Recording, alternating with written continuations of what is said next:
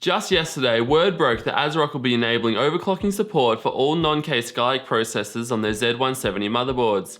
This is a seriously big deal for a few reasons. Firstly, for the past 5 years, overclocking a non-K Intel processor has been futile.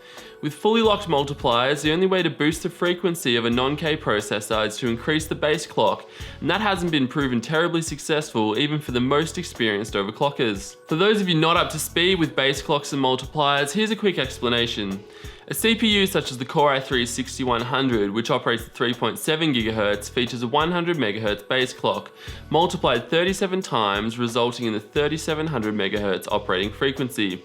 This multiplier is only unlocked on the K processors, such as the 6600K and 6700K. The base clock has always been adjustable, but unfortunately the design of Sandy Bridge, Ivy Bridge, and Haswell architectures didn't lend themselves well to base clock overclocking. Overclocking past 103 to say 105 MHz wasn't really possible, and doing so resulted in data loss and consequently stability issues.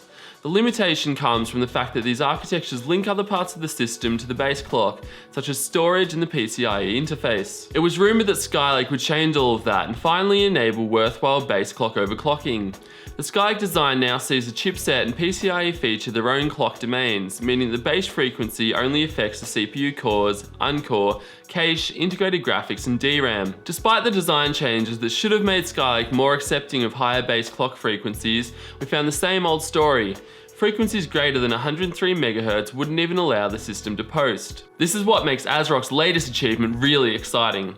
It's expected they'll publicly release a new BIOS revision for each and every one of their Z170 motherboards, making it possible to successfully overclock any non-K Intel Skylake processor. I've been lucky enough to acquire said BIOS for my Fatality Z170 Gaming K6 Plus motherboard, and after racing down to my local computer store this morning, I'm now the proud owner of a Core i5-6400 and Pentium G4400, while I also have a Core i3-6100 on hand as well. Previously, these processors were locked at their default operating frequencies, which saw the Pentium G4400 operating at 3.3 GHz, the Core i3-6100 stuck at 3.7 GHz, and the Core i5-6400 running at 2.7 GHz base frequency with a turbo boost speed of up to 3.3 GHz. With ASRock's new base clock overclocking BIOS, we expect all three processors to reach well over 4 GHz, and that's exactly what we found.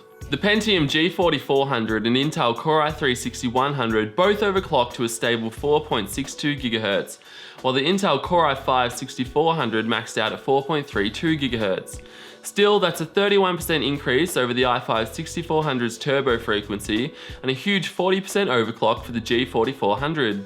So now let's go to the benchmark lab and see how these overclocks translate performance-wise. Right away, we see some nice performance gains in 7-zip. The G4400 became 38% faster, the i3-6100 enjoyed a 22% performance gain, and the i5-6400 decent 11% performance gain. PCMark 7 obviously isn't a heavily threaded application, as all three overclocked Skylake processors delivered a similar score. Overclocked, the G4400 almost matched the stock i3-6100 score, while the overclocked i3-6100 almost matched the stock i5-6400 score. Meanwhile, the Core i5-6400's multi-threaded score was boosted by 36% once overclocked. The single thread results are interesting, and here the G4400, i3-6100 and i5-6400 all produced similar scores, which were also in line with the Core i7-6700K. Just Cause 3 doesn't play well with dual cores, and here we see the stock G4400 dropping down to a minimum of 20 FPS with the Radeon R9 Fury X installed. Overclocked, the G4400 gained 4 frames for the minimum frame rate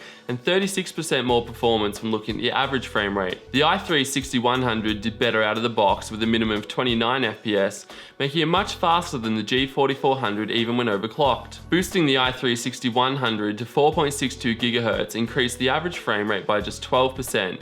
And I have to say we're expecting a bigger boost here. The i5-6400 started with an average of 57 frames and enjoyed a 16% performance boost once overclocked, hitting 66 FPS on average.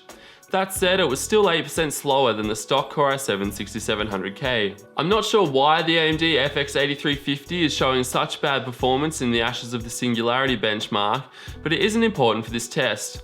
The game is still in the beta phase as well, so that should be noted. Moving on, we find that the overclocked G4400 is 21% faster when comparing the minimum frame rate, while the i3-6100 becomes 22% faster. The i5-6400 also saw a 21% performance boost for the minimum frame rate once overclocked and was actually 1 frame per second faster than the Core i7-6700K. Fallout 4 doesn't play nicely with dual-core processors at all, and the standard G4400 gets absolutely slayed. Overclocking certainly helps here, though while the minimum frame rate did double, it's still exceedingly slow at 20 FPS. The i3-6100 started at 26 FPS out of the box, and our overclock boosted that result by 23% to 32 frames per second. The i5-6400 was overclocked to perform almost on par with the Core i7-6700K, as the minimum frame rate increased by 27%, an impressive result indeed. Finally, we have some power consumption numbers, which were recorded using the Cinebench R15 multi-threaded test.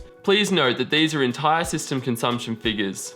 The G4400 system consumed just 77 watts, and that figure jumped by 47% once overclocked, reaching 113 watts. The i3-6100 started at just 84 watts, and that figure jumped by 42%, reaching 119 watts once overclocked. By far the biggest power consumption gain was seen when overclocking the i5-6400, as it went from 91 watts to 174 watts, a massive 91% increase and 18% more than the stock i7-6700K. So there you have it, overclocking like it was the good old days. Before we get too excited, let's put all of these results into context. It's important to remember that this base clock overclocking support is limited to Z170 motherboards, and for now ASRock is the only board maker to release the workaround BIOS, though we expect others to follow suit, such as ASUS, MSI and Supermicro for example. As it stands, ASRock's most affordable Z170 motherboard costs $110, around twice that of the cheapest budget H110 motherboards. Typically, we'd recommend pairing a CPU such as the Core i3-6100 with an H110 motherboard at a combined cost of around $190. Adding a Z170 motherboard to the equation will inflate that cost by over 25%, and with the performance gains around the 20 to 25% range, at best there isn't much to gain here. The Core i5-6400 on the other hand only costs 20% more on the Z170 platform, and we suspect most will want to pair the $190 processor with Intel's flagship chipset. Overclocked to 4.3 GHz, the Core i5-6400 wasn't a great deal slower than the $340 Core i7-6700K in a number of our tests. Therefore, we feel that the Core i5-6400 and ASRock Z170 Extreme 3 will make the ultimate $300 combo. Coincidentally, for a limited time, the ASRock Z170 Pro 4S has just dropped to $80 on Newegg.com, so that could be a viable option for those in the market for a Skylake Core i3 processor. Although not as straightforward as multiplier overclocking, the base clock is still a relatively easy method. All three of our overclocks on the G4400, i3-6100 and i5-6400 proved very reliable, and we're confident these overclocks will be the norm. All that remains now is to see if Intel updates the processor's microcode to disable the overclock, which, Intel being Intel, they're likely to do. Thanks for watching another installment of Hardware Unboxed. If you haven't seen our 22-game benchmark comparison of the R9 390X versus GTX 980, then be sure to check it out by clicking the thumbnail here.